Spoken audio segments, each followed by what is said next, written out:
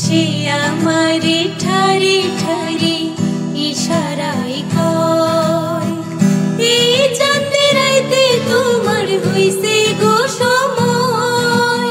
সে আমারে ঠারি ঠারি ইশারায় কয়, এই চাঁদের রাইতে তোমার হইছে গো সময়। ঘর ছাড়িয়া বাহির হও, ধরো আমার হাত, তোমার জন্য আনছি গো আজ চাঁদের দাওয়াত। চাঁদনি পশরে কে আমার স্মরণ করে, কে আইসা দাঁড়াইছে গো আমার দুয়ারে।